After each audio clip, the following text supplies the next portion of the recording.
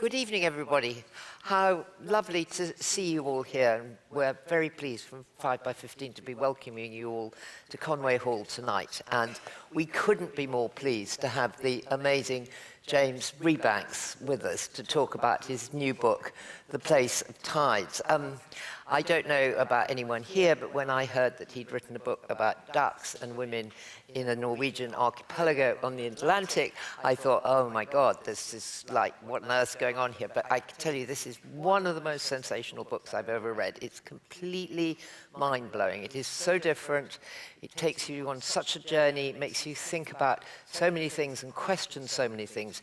James, as everyone knows, became really well known when he wrote his extraordinary books, The Shepherd's Life, followed up by English Pastoral. And I think he's come to represent to many of us a kind of decency and a kind of sense of how we should behave and how we should farm.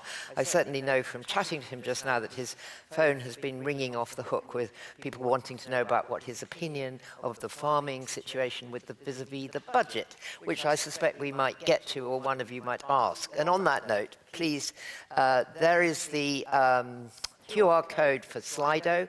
We're going to take questions from Slido and then they'll come onto my phone, and we'll get there in about 45 minutes or so, something like 50 minutes. We'll allow a good long time. But please, before we go anywhere else, please welcome our star of the show, James Rebanks.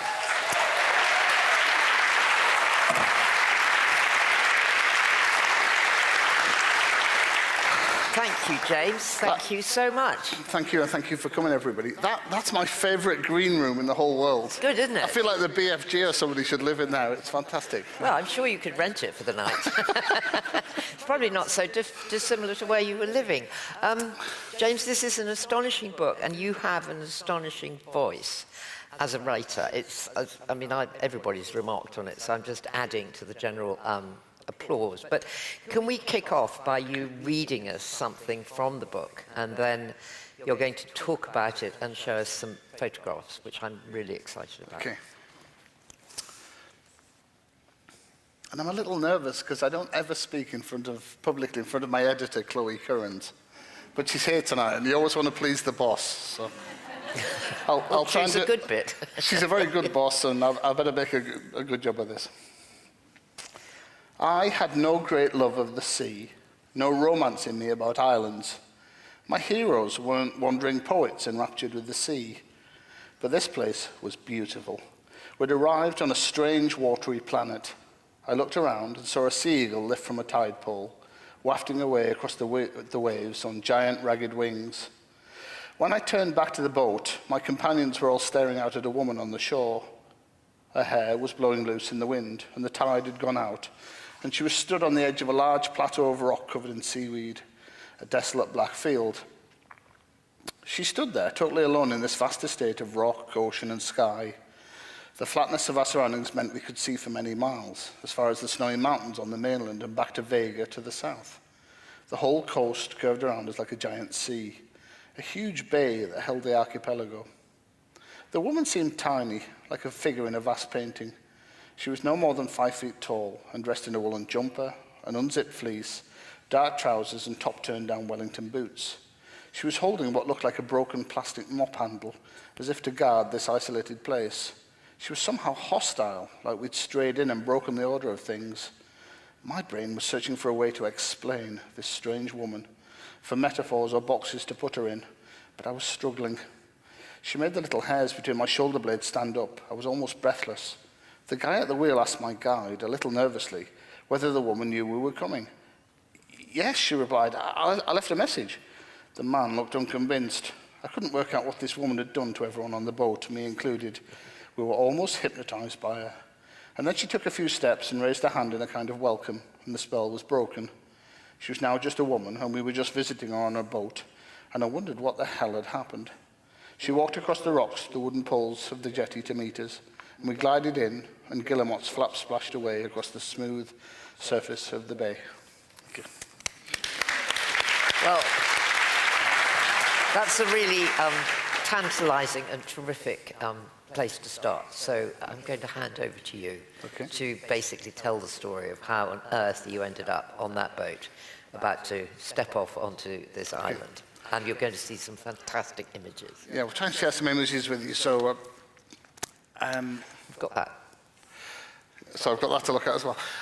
So in 2012, I had this strange job which I juggled with working on the farm where I worked for UNESCO, and they would send me to all these places around the world to study the good and the bad and the ugly of tourism. And in 2012, they sent me to this isolated place in Norway to study sustainable tourism. Rosie's already discovered the joke here, which is who the hell goes to the middle of nowhere in Norway? And the answer is not that many people. So it's definitely not the most pressured place in the world by global tourism. But that doesn't stop the Norwegians being very good at managing that and everything else. Norwegians are amazing. And in the course of having lots of meetings with the tourist people that live there, they were showing me statistics and telling me about their strategies and all the important stuff. But they kept showing pictures like this of the Strand Flat, which is basically off the coast of Norway. The coast of Britain is basically like a cliff or a shingle beach or a beach, it stops with a line. And the coast of Norway doesn't. It goes on for miles in some cases. In Vega, this place, it goes out for miles and miles, and there's thousands of islands, and it's all quite shallow. They call it the boot sea, the theory being that you could walk across a lot of it in your boots. I wouldn't recommend that. You'd actually drown, but there are little bits that you could do. So I'm looking at this, and then there's a lady there that worked for the museum, and she sort of clocked that I'm spending a lot of time looking at the pictures.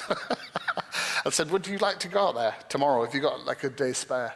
So they took us out there, and we went out from this little fishing village, went out with the boat behind us.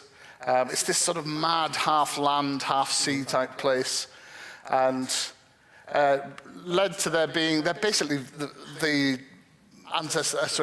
descendants of the Vikings, basically, as many of us in the north of England are, of course. And that landscape stroke seascape led to a very particular way of life called the farmer fisherman, which is basically scratching a living from stony, thin soils on islands and the coast. And a sort of super tough people that learned how to live at the edge of the sea and survive from what the sea provided. And that's sort of what it looks like. So when you're at human level and you're looking across, a lot of it looks like it's still dry land. If you get up higher in an aeroplane, it's mostly sea, of course. And somewhere back, round about the time of the Vikings, if not centuries before, earlier today I tried to say the people discovered this, but actually I think the ducks discovered it. The ducks discovered, wild Eider ducks discovered that whereas in the really wild, abundant past, they probably would have nested in a seabird colony, and these swirling masses of birds would have protected them from otters and things, because the otter has to be a little bit crazy to go into that chaos. But they discovered when people were around that if you nested beneath their house or their porch or their hen hut or their cow shed, that was a pretty safe place too, because an otter, no self-respecting otter wants to go there.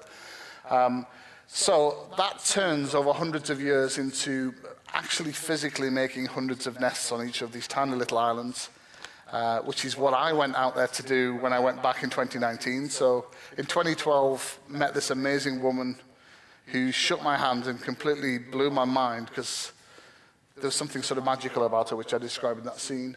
So I wrote to her in 2019 and said, I'm now like officially a writer. People are letting me write books now. Is there any chance I could come back and write the book that I've been daydreaming about for 7 years? And she wrote back and said, you can come. I do remember who you are, because I'd said you won't remember me. She said, you're the only English person that's ever been on my island. I think we liked each other immediately. And she said, but you have to come quickly. This is the last spring I'm going to do this, because I'm getting old and I'm finding it hard. Bring your work clothes.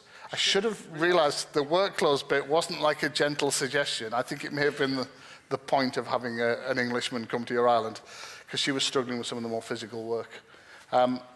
So what we did was we make like 300 nests in every kind of structure, from like an upturned fishing boat to on the floor of the barn to crawling underneath the house, anywhere or anything, no matter how ramshackle it looks, that keeps the weather off a nest. So that's an old fishing boat. Like, it looks pretty scruffy. They'll tell me off for this, but it looks a bit like a scrapyard in places. You're like, what the hell's going on here? But in there's like half a dozen nests. And then if you're lucky and things work out, these eider ducks come in from the open sea, just as their mothers did and their grandmothers did, and they nest in these strange little structures that you've made. So you can see the beak of the bird there. And some of these are super ramshackle. The old Viking way of doing this was basically these little stone huts. So I was helping them to do that, and the breakthrough moment was they take the seaweed from the shore with two-pronged hay forks, and they throw it by turns up the rocks until you cover the rocks in like a crop of seaweed hay, and then you turn it each day that's dry in the wind. And that's where having my work clothes started to come in handy. They're like, hey, big lump, you can do that. So I started to get lots and lots of jobs, and then they started to drop their guard and treat me like a sort of member of their little island family. So they go out at the end of April, they stay out there to the beginning of July. Initially you're making nests, then you do this really weird thing called vanted, which is the time of silence, and your job is to be quiet, keep everybody else quiet, and basically be this silent steward of the nesting process that's going on. And then the real magic that they get super excited about is when the ducks start coming ashore. These ducks are so shy. This is the least visual spectacle you'll ever see. David Attenborough will not be making some wonderful visual program about this.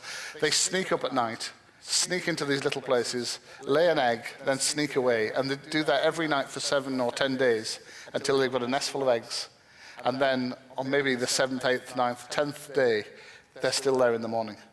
And our job was to go around this island and keep a sort of log of who was doing what, where, and how many eggs were happening.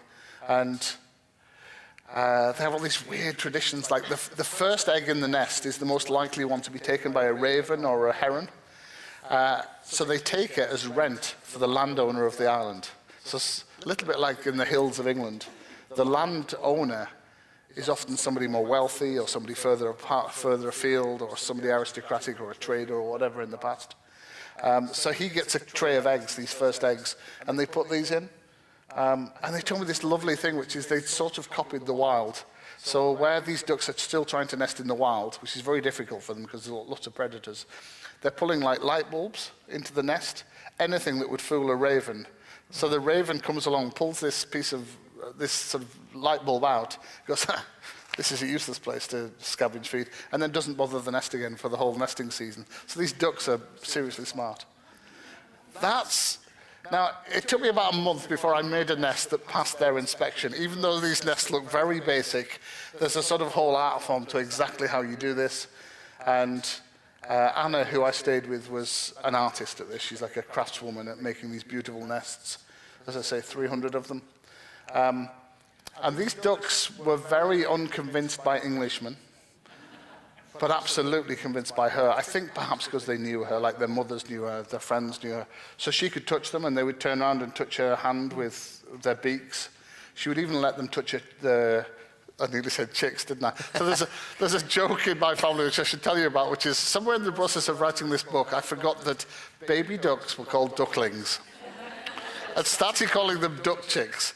And this keeps popping back up in talks now where I refer to duck chicks, and I can hear my wife going, ducklings, ducklings, you fool. But Anna on the island was able to touch these birds, and the intimacy between her and them was just absolutely incredible. And her story was her grandmother and her great-grandmother, all the way back, had been egg and down kings and queens. These people who'd, in this most unpromising of places where you're supposed to be poor, had made themselves wealthy. And they'd upturned the order of things, because the further out you go into the strand flat, to the little islands, the lower status you're meant to be. You know, when you get back to the big islands with the farms, that's higher status. And you get to the mainland, that's much higher status. So things like at church, they make them sit at the back of the church. You can't sit at the front where the good seats are. So her grandmother and grandfather sat at the back of the church with the best clothes on in the whole church, with like this polished gold watch, just letting everybody know that you might think we're the low status people, but we're doing better than you, thank you. So it's not hard to see why they appeal to me. This is exactly, these are my kind of people. And that's what the ducks look like when they're sitting on the nest. Everything, so frustrating, everything wants to kill an eider duck. They're in Svalbard to the north, where they nest wild. They think something like 80% of their nests are taken by predators, which makes you wonder how it ever worked for them. And I think the truth is they evolved to live in a much more abundant sea ecosystem where there were these huge, big, swirling bird colonies that are starting to cease to exist. And some of these little islands had as many as 1,500 birds nesting on them each spring. They would make like 3 duvets. The current value of those is between £8,000 and £10,000 a duvet. But in the mid-19th century, these very poor people were becoming quite wealthy to the point where they began to buy their own islands from their landlords, buy sailboats and gold watches and other things. So Anna was not wealthy. Anna is the granddaughter of the last people who did this for real on her family's island. And then she is a cook in an old people's home and a mum and has lived a very ordinary life for 48, 50 years, but with a sort of burning itch or desire to go and do this thing that her grandmother did. And then told me this amazing story about how one day she had to go and tell her boss at the old people's home, can I have 3 months off? And like 3 months off doesn't sound such a big deal. Many of us could do that in our jobs, but like they didn't want to let her have 3 months off. So she has to fight for every little step of this. And then she goes to this beautiful island that belongs to her family and puts 15, 20 years worth of work into persuading wild ducks that no longer come to the main island. She goes out in a rowing boat and finds where they're nesting wild on the tiny little skerries and starts building stone structures around them, a stone at a time, day by day, until they trust her. And then they'll start to come in closer to where she's at because they begin to associate her with safety.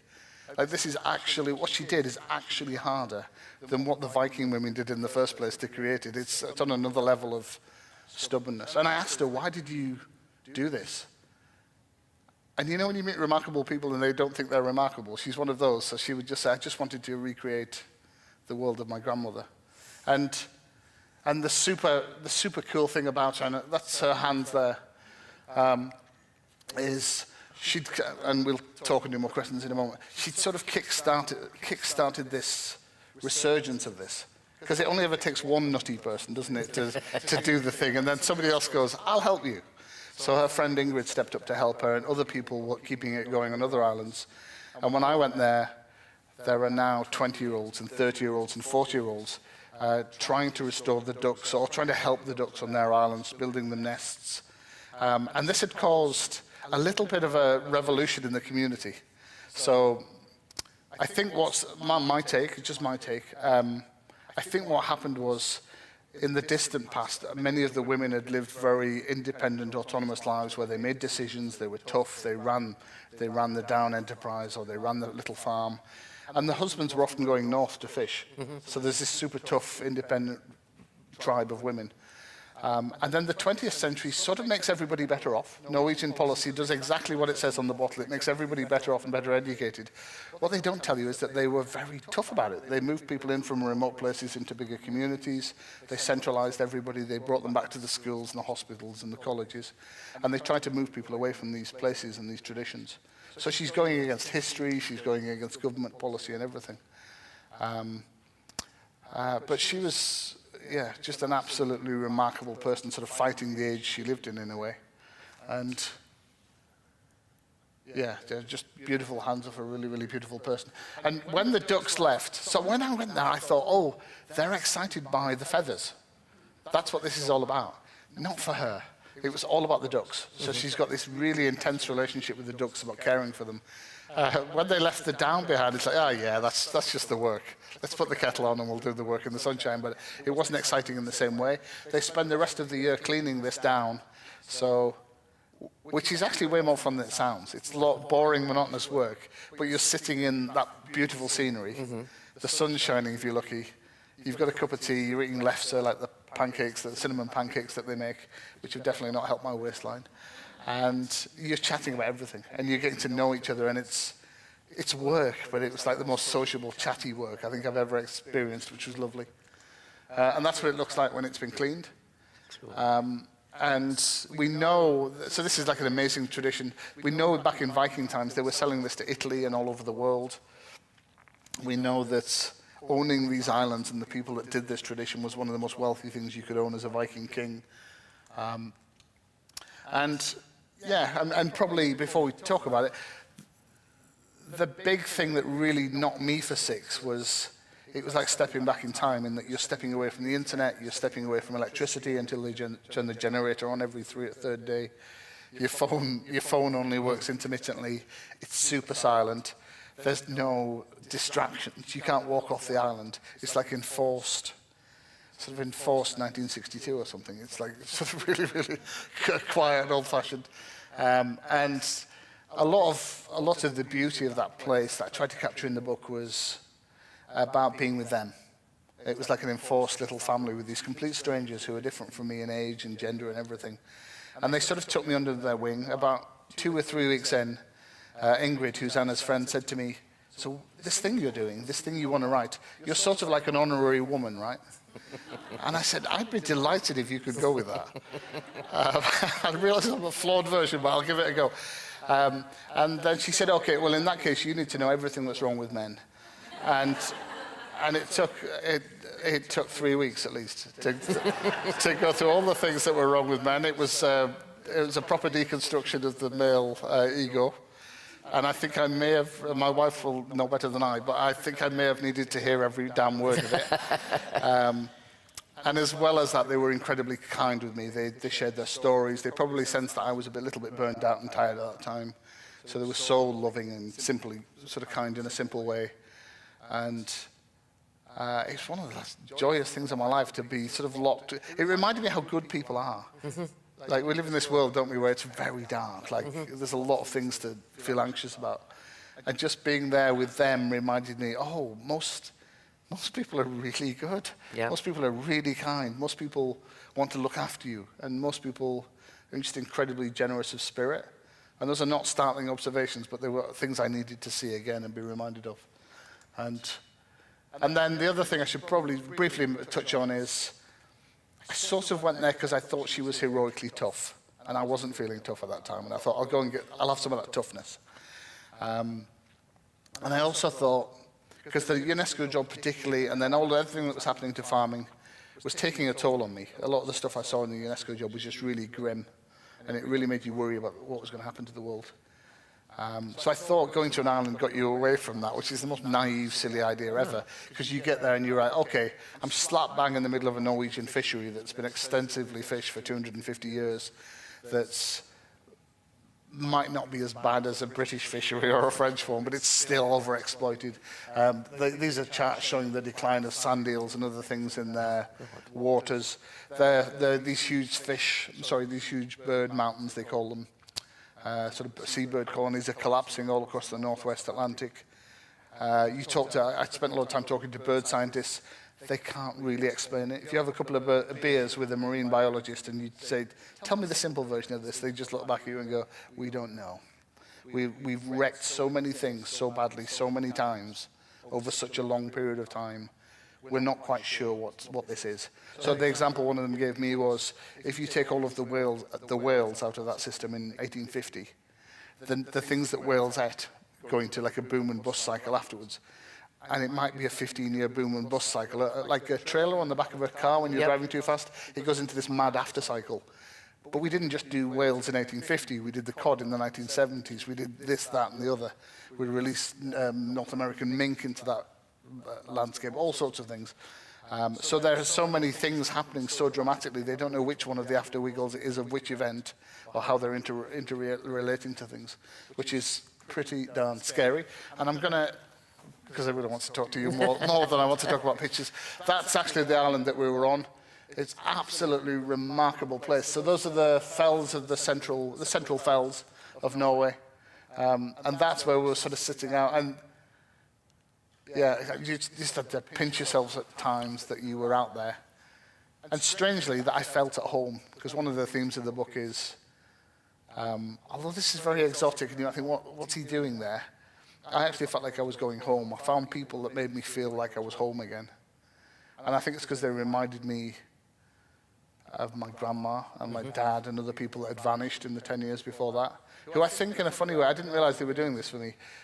And some of my aunties too. They were sort of mirroring me in the things I was from. And I knew who I was when I was mirrored in that. And then life pulls you off, doesn't it? And you get a bit away from those things. And I needed those people at that time in my life. And they were, incredibly good to me. Wow, thank you. Thank you. Thank you so much. That's fantastic, and I love being left with that image and the idea of the three of you living on that island all that time and that intensity. But what were you looking for when you went? I mean, you presumably weren't looking for this exactly. You were, as you said, burnt out, as you said just now. It happened really quick. So quick I didn't actually tell Chloe that I was thinking about writing a book about it. I knew I had to change something at home. I'd been this kid that grew up thinking he could, that I could sort of fix everything. If only I was clever enough, if only I worked hard enough, if only I went to the right university, if only I did the right jobs, if only I wrote the best books, somehow I could mend everything.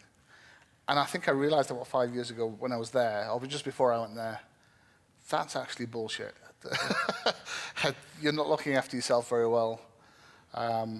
It's not your job to mend everything in the world. And I just got myself really tired. And I built this world in which everybody expected me to work miracles, like James will do it, James will do this, James will do that.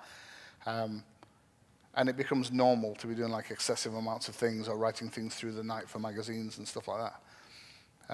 And then trying to juggle the farm unpaid alongside all sorts of things like that. I just built this slightly mad world that was pulling me down, pulling me towards exhaustion. So when this came up and they sent me the email she's saying like, you can come, there wasn't a huge amount of thinking. I just remember I sort of said to Helen, I've never done anything like this before. Should I do this? And Helen sort of knew I needed to do something different. So she said, no, yeah, I think you should do this, which is completely mad because I love my farm and I don't really admire men that go to remote places and do heroic things. That's not my bag, I can the quote. But I did go and do the thing that some of those men do, which is to go to some remote place in the middle of nowhere. Actually, I don't think it's at all a men's thing to do, to go and help build small duck houses and wash feathers. I mean, it seems to me the opposite of trying to climb some unnamed peak in the middle of the Himalayas or something. I'm not sure why I put myself in such a feminine space. Like I was with Alice Fowler, the gardener and garden writer, a couple of weeks ago, and she said, she sort of implied, men are idiots. You don't realize that these sacred female spaces, all women know that when men are excluded, there's a certain magic that happens in those spaces. And I have some really good writer friends, female writer friends actually, before I started going there, who had gently pointed out that my tastes were very male. I didn't read many books by women. And I'd really tried for 2 or 3 years before I went to this island to redress that. And I was beginning to open my mind to there's other ways of seeing the world, there's other experiences than mine. And I think some of that helped in a way. So when I got to this island, for the first time in my life, I could see the way that the women and men interrelated. So Anna's divorced, so she can go and do what she likes there. But her friend Ingrid is in a much more conventional marriage. And when the men would come and check that these two frail women needed help, and they would turn up, and for the first time in my life, I saw what men do, which is they talk over the women. This is not news to you, I know. But boys, we do this. And I hope I'm not doing it too much now. So the men would talk over the women. They would make these wild assumptions that they couldn't do things like sharpen the knives. And Anna would go silent and look at me like, this is the shit we have to put up with.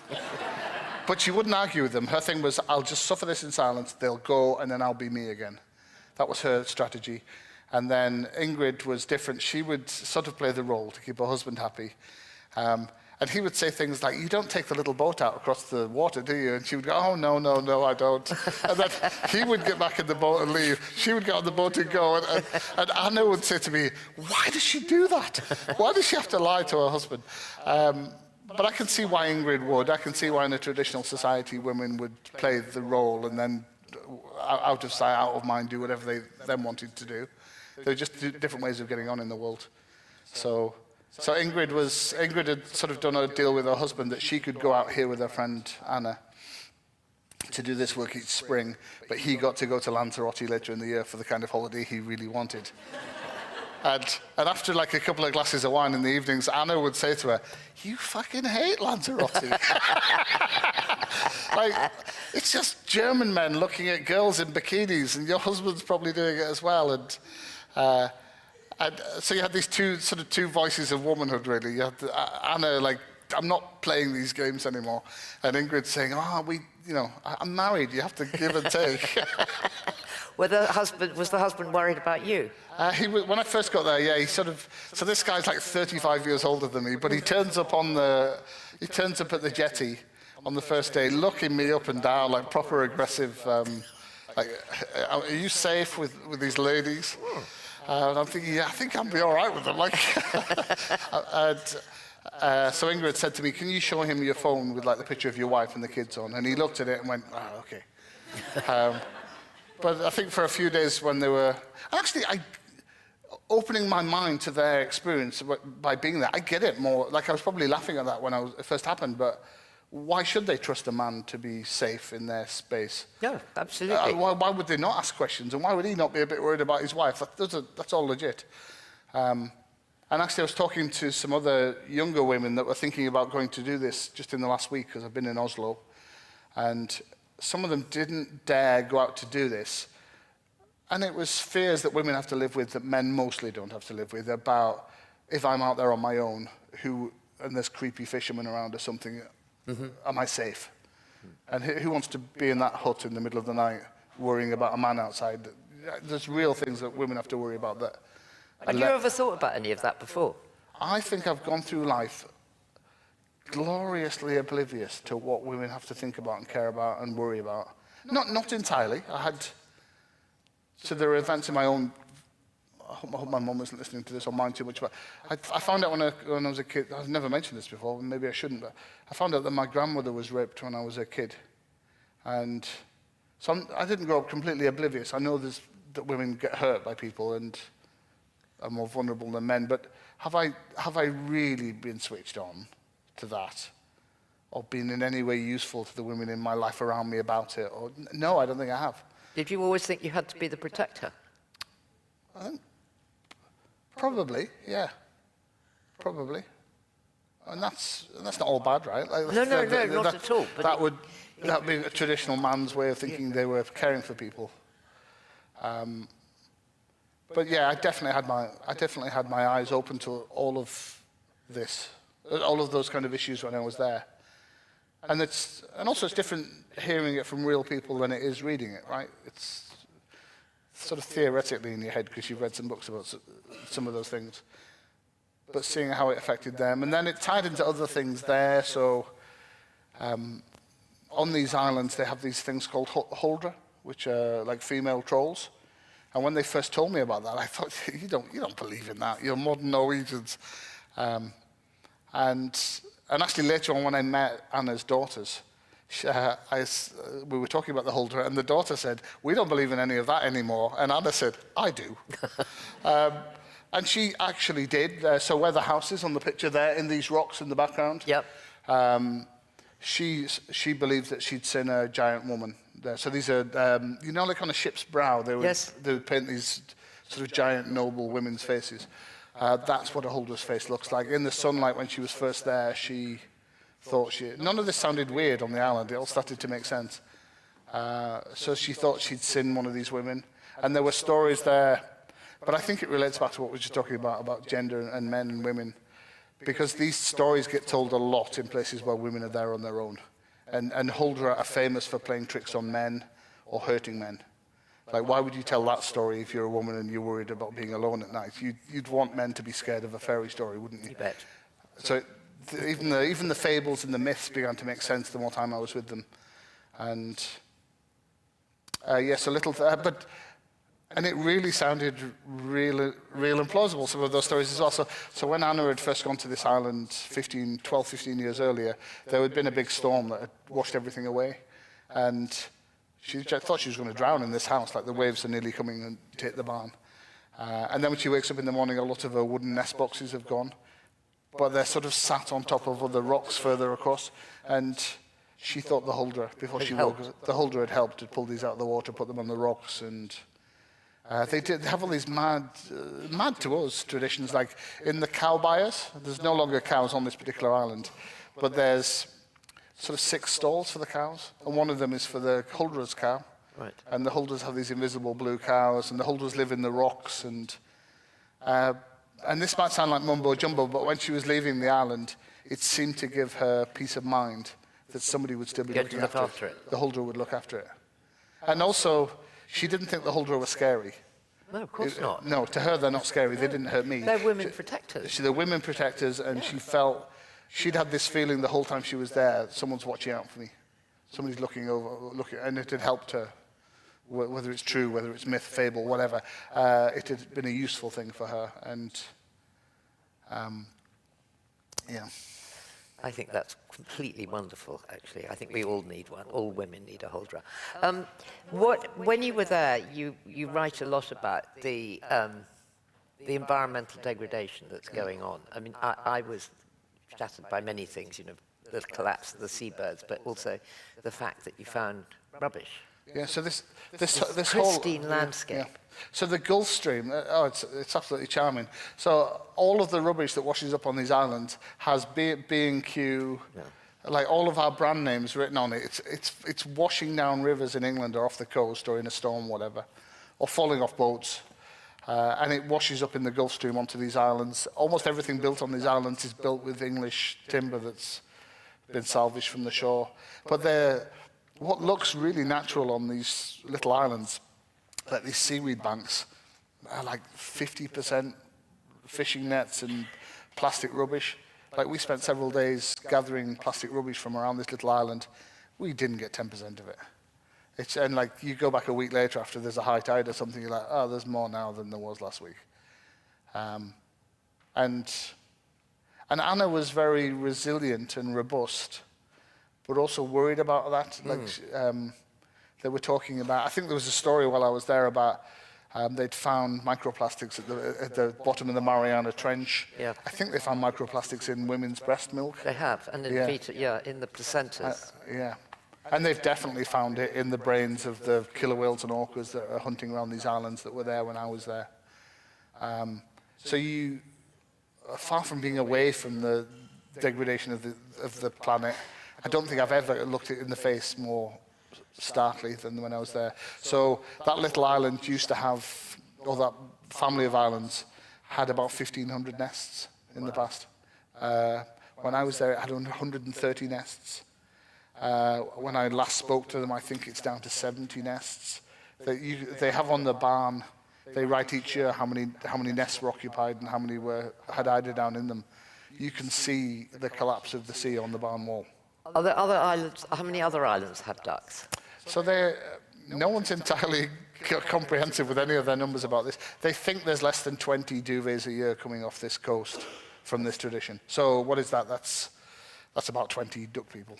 And some kept the old version going, and some are restoration people like her who have come in and rebuilt it. And the conversations even now are changing from, is this economically viable, to can we just be the last people that look after the last ducks until something gets better?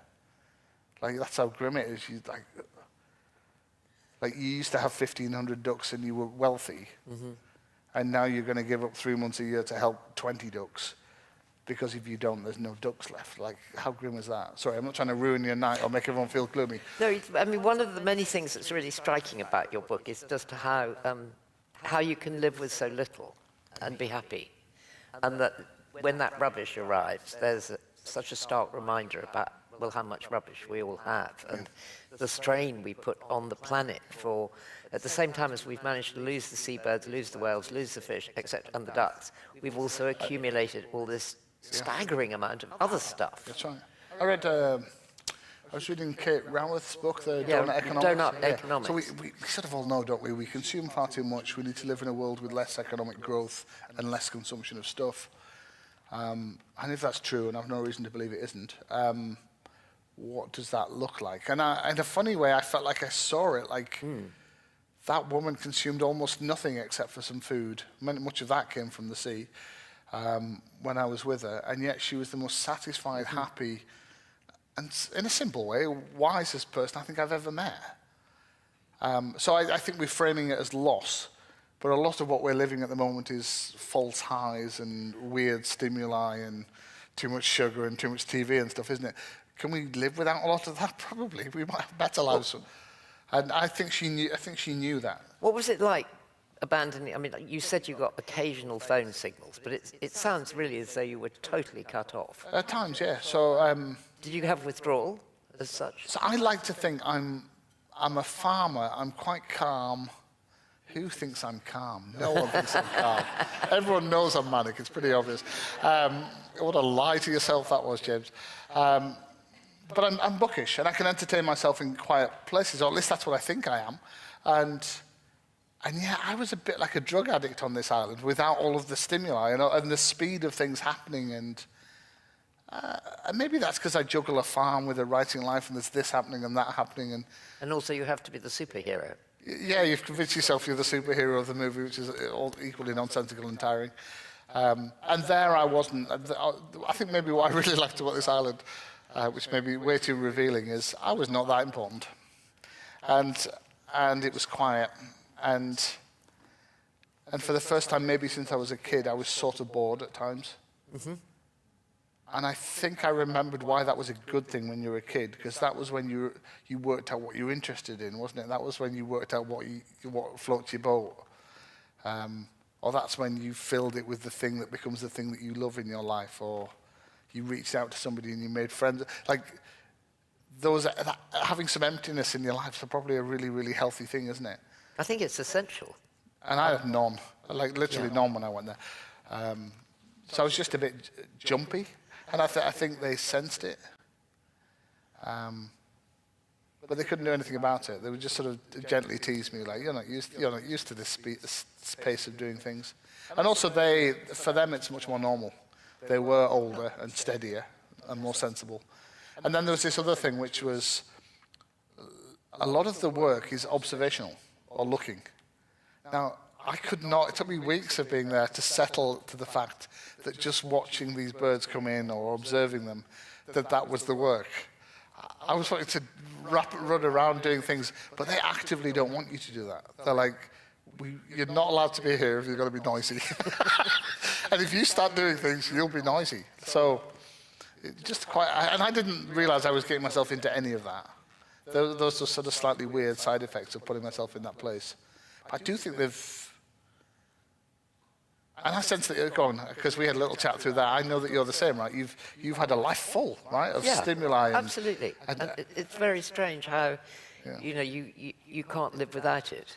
I mean, how difficult it is. And as I said to you before, I put that book down and I thought, I feel really envious of you, having that experience of actually being cut off. And because I'm not sure at all how I use the word cope, but in fact you ended up, I think, thriving, which is definitely starting to thrive. Helen down there will be thinking it's a work in progress, and I don't get it. Could you have stayed there? I couldn't have stayed away from Helen and my kids any longer. That wouldn't have worked. But I've got my own island, which is the farm, so I do have to look after my own thing. If I didn't have a farm and Helen and the kids came with me, I could go there in a heartbeat and do it. Really? Yeah. Okay, that's really interesting. So what did you bring home? What James came home, and what do you do differently? Did it tell you anything about farming, or was it mostly self-discovery? I think it did tell me something about farming. So I was getting a little tired of. There's a better way to put this. Whenever I get tired on the farm now, or I think, have we done enough? I think of her and I'm like, you have done nothing, James. Absolutely nothing. This woman put 15 years in to get one duck to come back to the main island, or a handful of ducks.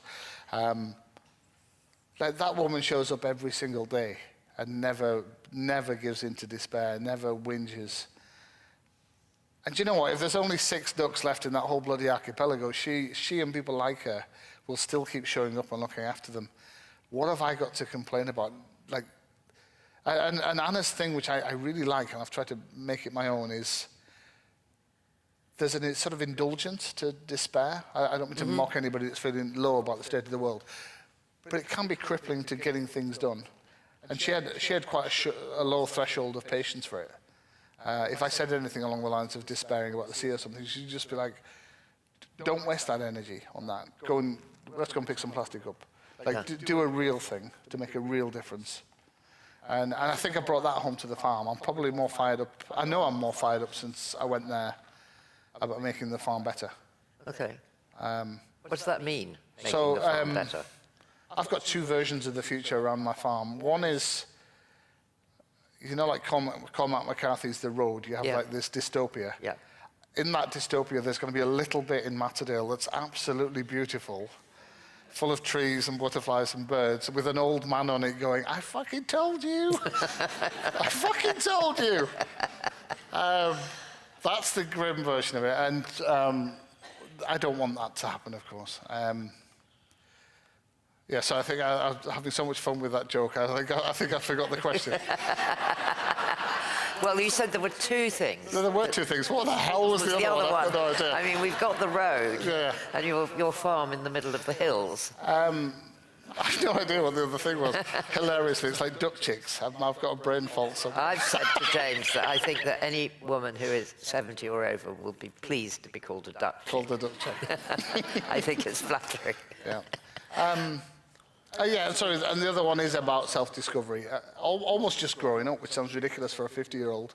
No. But I think the thing and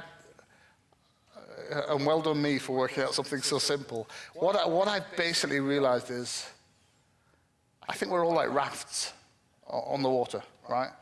And some of us are big, tough, sort of macho rafts, and that can be man or woman. And some of us are more delicate rafts.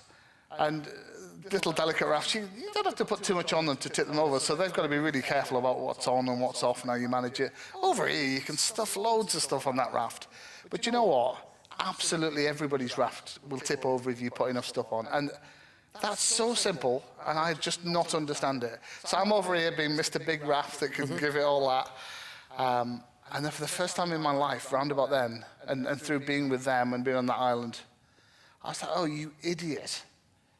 You're just putting more and more stuff on your raft. Like, get a grip, like, learn. And the funny thing is, people who maybe are smaller rafts are way smarter at this. They learned a long time ago, I've got to balance things, I've got to look after myself, and I've got to say no to things. People that the sort of big rafts are often the worst at looking after themselves, and the most vulnerable and the most brittle. So I think that's my big towering insight, is that everybody breaks at some point, and your job is not to be a hero, it's just to get through, isn't it? It's just to get through the best you can. Help the people around you. Try and be as decent as you can get away with. And not capsize the bloody raft. Like, that doesn't help anybody, does it? We're going to bring in some questions on the Slido. Can we put the... I don't really want to interrupt that picture, but can we put the... Oh, sorry. That's okay. We've got lots of... yeah, we've got lots of questions coming in. But can we start off with what actually I referred to in my intro, because I know this is such a big subject at the moment, about what you feel about what's cooking in the farming world. It does seem to be a huge thing, this. It's suddenly the idea that there's £1 million cap on inheritance tax to pass on farms, which is not actually that much when you come to the price of land in this country. No. But it's interesting what stories take off and what stories don't take off, isn't it? Extremely. Listen, I don't know, even those. So, sorry, what am I obliquely referring to there? I think this, I've said it many, many times in many different places in many different ways. This country for the last 15 years has been idiotic about food and farming and the environment. It does not do those things well. It makes a real mess of them. And I'm not being party political, because the last lot were an absolute shower of shit. Excuse my French. And we're ideologically, willfully destroying it, because it's one of the things they wanted to achieve through Brexit was to get rid of the common agricultural policy and that sort of protected thing that they saw there that they didn't like. And then there was a degree of hope that we might have a slightly more enlightened government now, but the fear was, where do we sit in the list of priorities? And, I did go to the Labour Party conference a month ago, whatever it was, and I quite like some of the Labour people that are at the sharp end of this. I think they're decent people. They're very nice to me. They've read my books. They care about similar things to me. But I think, if I'm honest, I think, well, like food, farming, the environment's like 15 on the list of priorities. And it just isn't anywhere near the top. And I think that's what you've seen in the budget. What's brewing in the farming community is real anger, some of which has been exploited by people with big platforms because they don't want to pay tax, let's be honest. But real anger that we've dismantled the old system we had. We said produce a lot. Mm-hmm. We haven't created or followed through and created the new, more enlightened, progressive system that felt like a fair deal to me if it existed.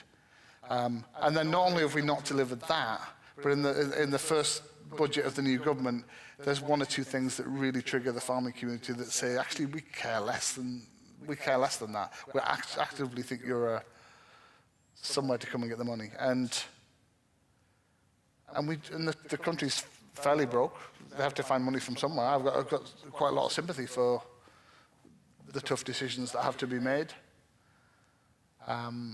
Sorry, and what I really think is you have to separate in this issue Mr. Dyson and Mr. Clarkson, who, yes, for all the good they might do in the world, and I'm willing to concede that both have done some good, they don't want to pay tax. That's why they want to own large amounts of land. That's why large corporates want to own lots of land. Why should we let them do that through land? I don't think that's a good idea at all. Actually, everyone should pay tax, shouldn't they? But I think muddling that up with ongoing farm businesses where the assets aren't actually being liquidated, they're not actually benefiting anybody in a cash sense, and forcing people with really low incomes, because we've got such a screwed up farming system. Like I don't expect a nurse on low income to care about a farmer with a £3 million lump of property. Or maybe I do, because the £3 million lump of property we need to feed us, and it's now barely viable, and weirdly, it pays less sometimes than like a nurse's salary. You're like, what kind of weird system have we built? Well, if you can look it up on DEFRA websites, that out of every pound we spend on food, only 8% gets to the farmer. Yeah. I mean, it's completely insane. And the model we're copying by default is a North American model. And out of Canada and North America, there are now stats emerging which that farming, on average, is a loss-making activity.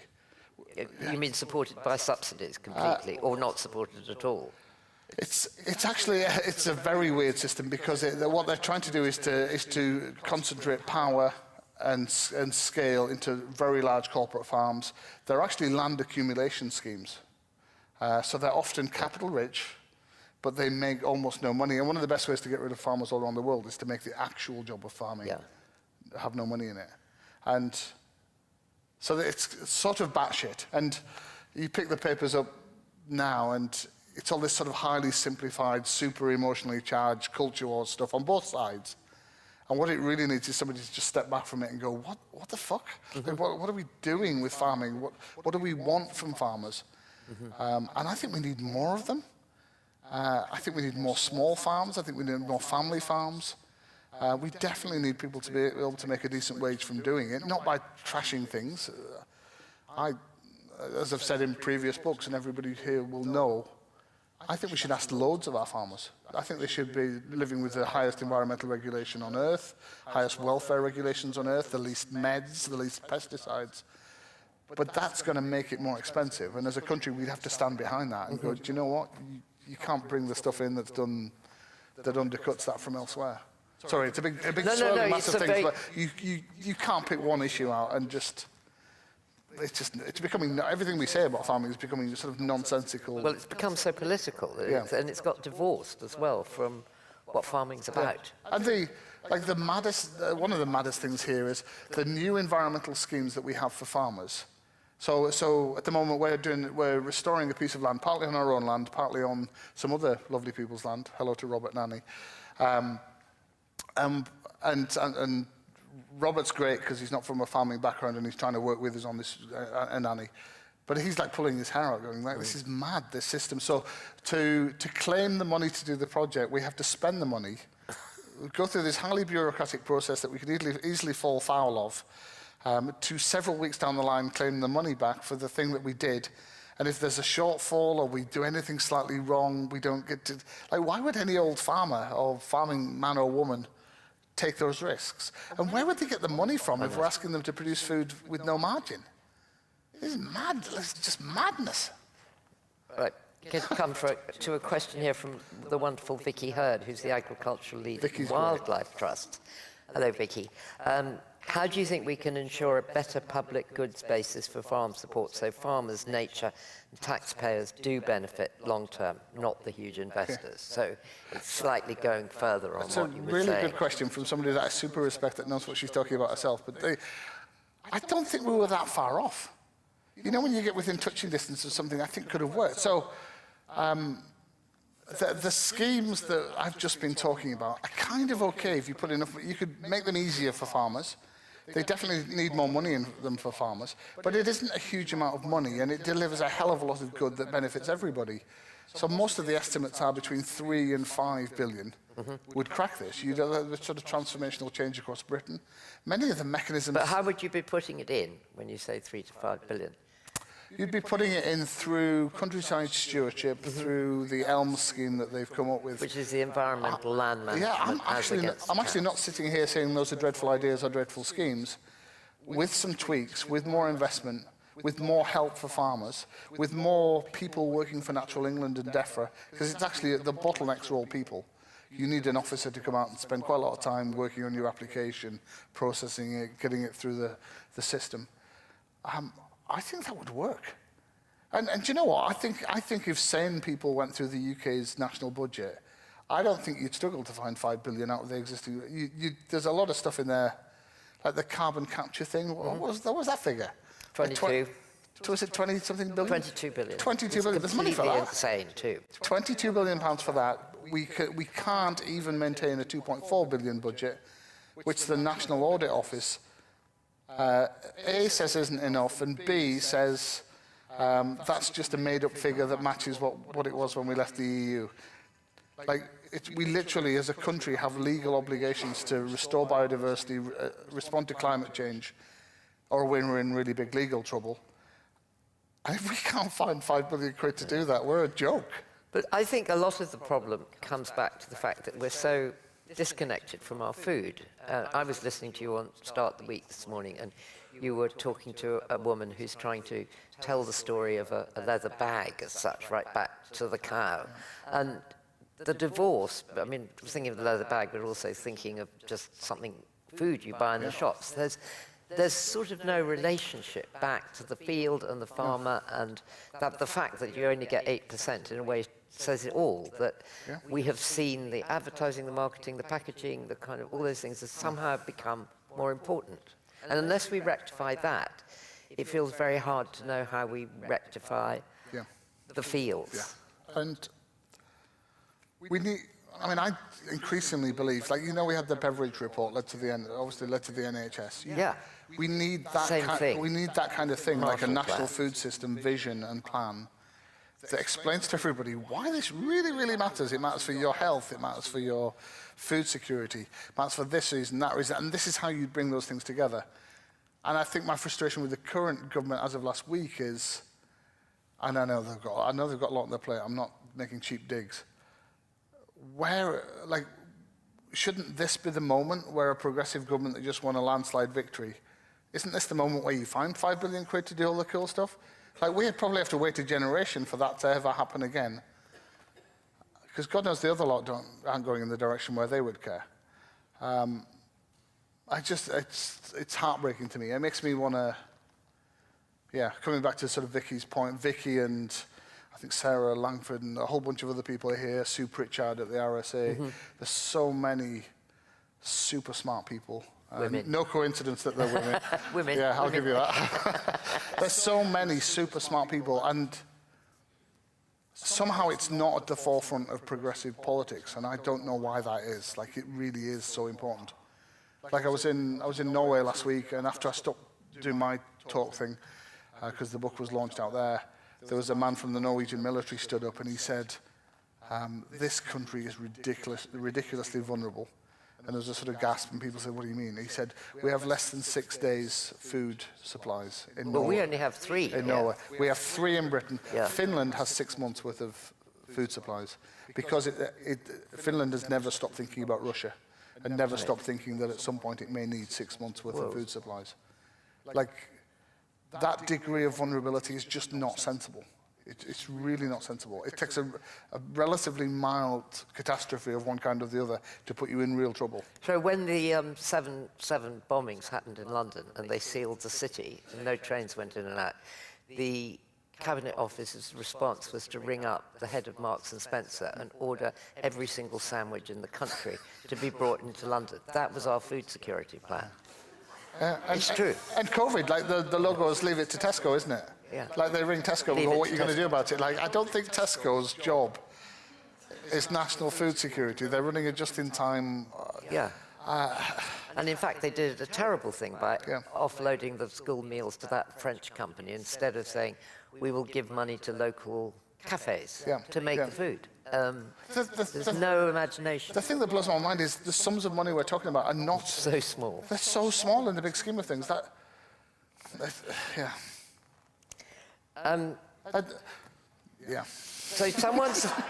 someone wants to know, what books by women did you read? And how did it change your view of writing? So I read was going to ask that too. There's an amazing book by Emily Pine called Notes to Self. I'll write that down. Yeah, it won like the Irish Book of Essays, or sort of non-fiction prize. Absolutely remarkable book. Sinead Gleason's another Irish writer that I've really enjoyed writing, and just in my personal correspondence with her, as in a sisterly way, has been kind but brutal and pointed things out over the years. And another writer that, a sort of friend writer that's had that effect is Melissa Harrison, the nature writer. She's wonderful. She's, and in a nice way, tough as old boots, and we'll hold our own, and is not remotely intimidated by James Rebanks, and we'll tell James Rebanks if he's wrong about something. So a whole bunch of books and a whole bunch of people. So what can the average consumer do to help farming and environmental issues? Buy at farm shops? I think anything that you can do that shortens the contact, particularly on really important things like meat, where you might have very strong ethical or welfare concerns. If you can shorten that chain and express your point of view to the person that's selling it, always helps. If I'm really honest, I think a lot of the solutions are structural and political, rather than individual. Somehow, I don't have all the answers clearly. Somehow, like, I don't want to believe that Rachel Reeves is a bad person, right? I don't believe that, actually. No. I just think, why have we not been able to persuade Rachel Reeves that this is worth $2 billion, and that it's the best $2 billion she's got to find in an impossible budget? Well, you could say the same that we in the food policy end of the world have not managed to persuade Wes Streeting that unless we change the way that children eat, we have 26% of kids going into school obese or overweight, and we have 46% coming out at 11. And it's completely destroying, again, you have to change, it's the system. I agree with you entirely about the individual. I mean, that's what we're all, of course you don't need to eat it, of course you don't need to do this or that. The most powerful thing I've seen is when you actually go to the purest version of this at its fullest extent. So if you go to the American Midwest and you talk to people there, like, so they've got an opioid crisis, they're probably going to vote Trump in the day, what is it, tomorrow? Tomorrow. You have a horrific poverty in those towns. You have half the shop fronts in town boarded up because you don't need them. You only need a Walmart and a Amazon. And an Amazon. So you have crap jobs that you wouldn't really want your family members to be doing. And when you talk to the farmers, they say, this system's absolutely dreadful, but there's no local food market left. There's no independent shops left. Who do I sell to? I have absolutely no ability to do it. The water table's wrecked. The public health is appalling. And what I see is that I've been lucky enough to travel more maybe than most farmers. When you go around the world, you can have different. like some of the Scandi countries are quite more enlightened. You can have different, but you don't get different by doing nothing. You have to do different by making choices. And their trade choices, their regulation choices, their things like in the Scandi countries, you can't keep more than 5,000 pigs on a farm. Right? No. 5,000 sounds like a lot, No. but that's not going to be a lot. We're going to have like 100,000 pig units. Why might that be a good idea? Well, it spreads ownership of farms. It keeps a lot of smaller farms going. It means that you're dealing with the muck from 5,000 pigs in one parish, maybe than nothing in most of the parish, and then 100,000 pigs in one place that's near a river that's a disaster.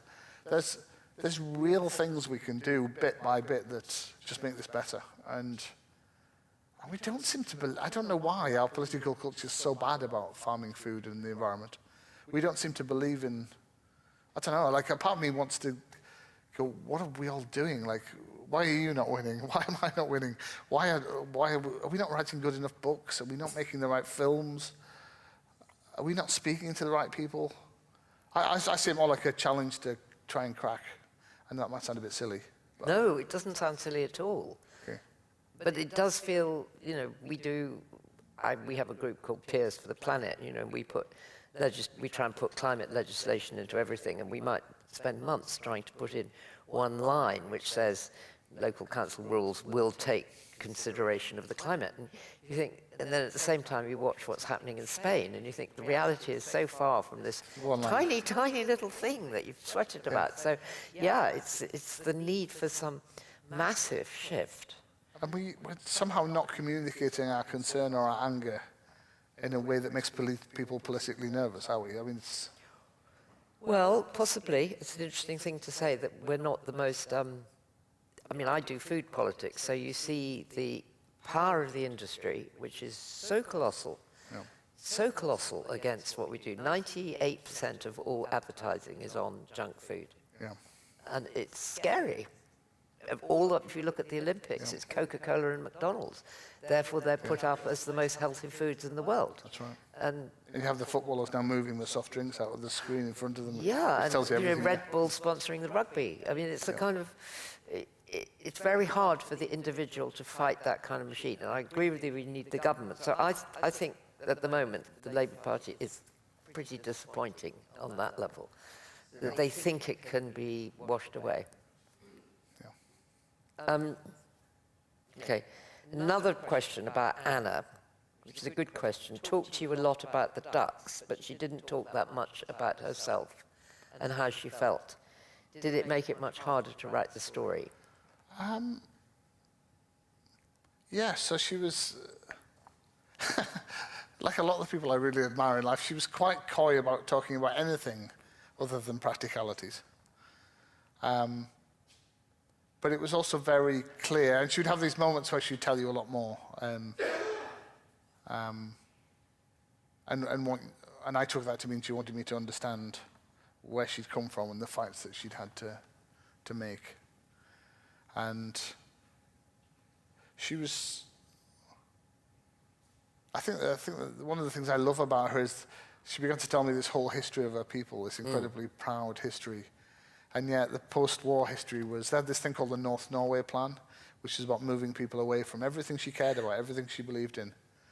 And then the Norwegians are the best people in the world at modernization and doing all of that stuff. But she represents like another side of Norway, I think, that hung around long enough for people to start to care again. So the irony now is that Norway is using its wealth to be one of the most enlightened countries in the world for building museums or recording its craft history.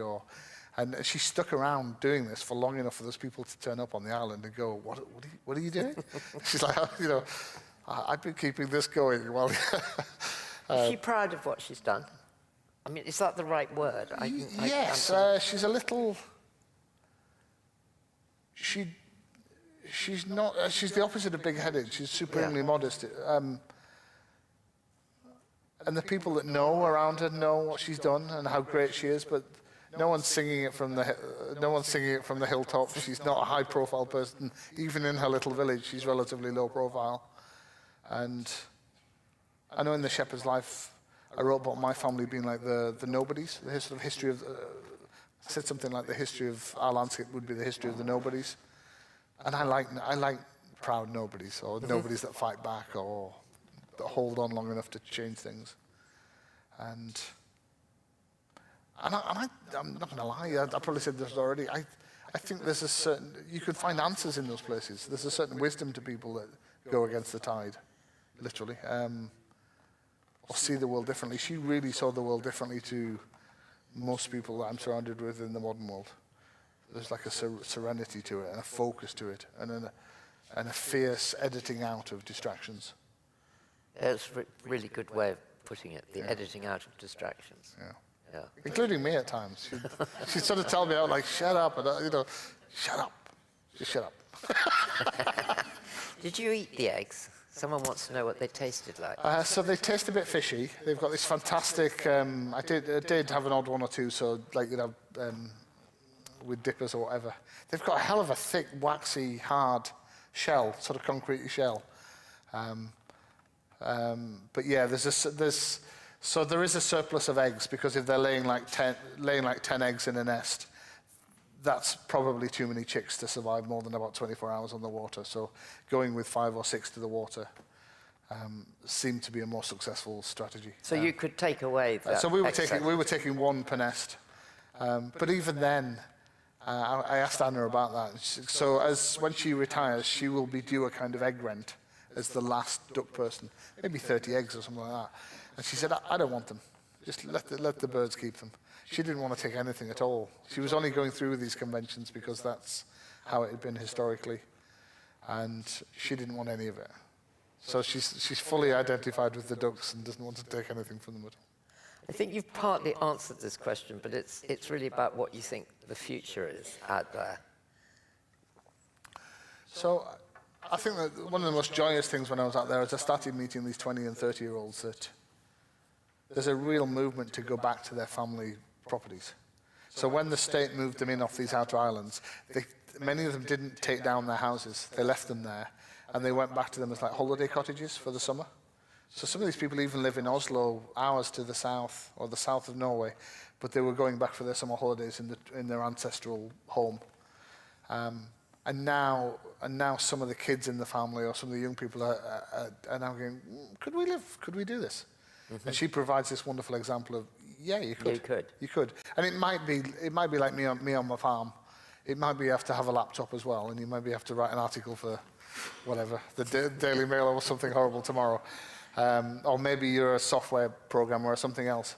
But there's no reason in the modern world why you can't do 2 things, is there? No, not at all. However, someone does ask that, would you be satisfied if you just did farming full time? Me?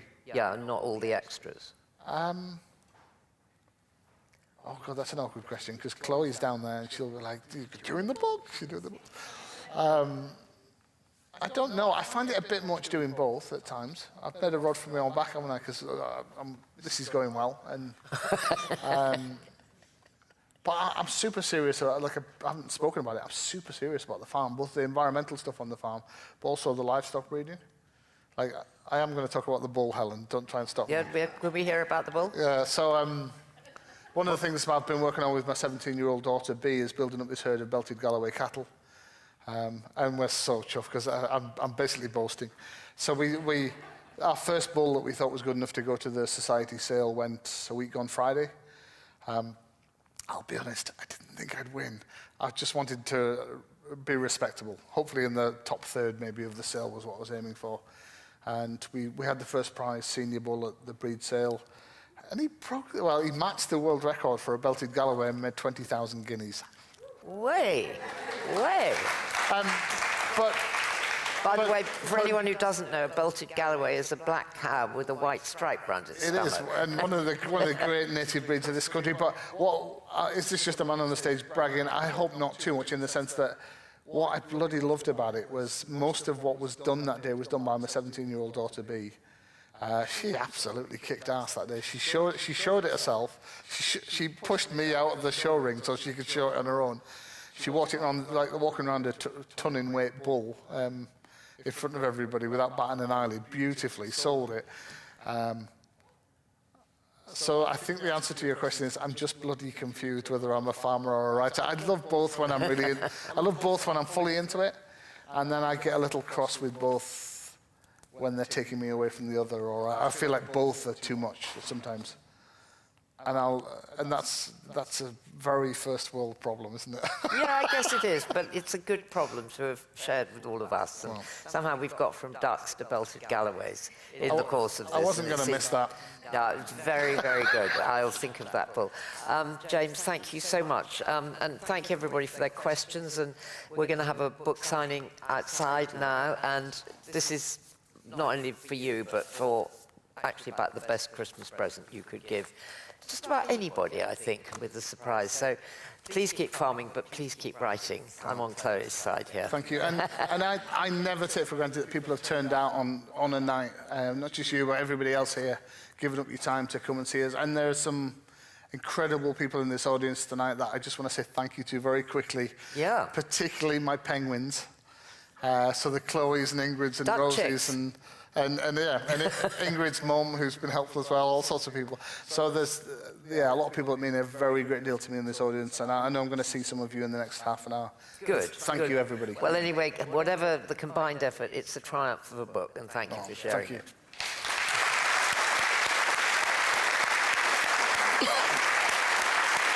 That was great. Thank you.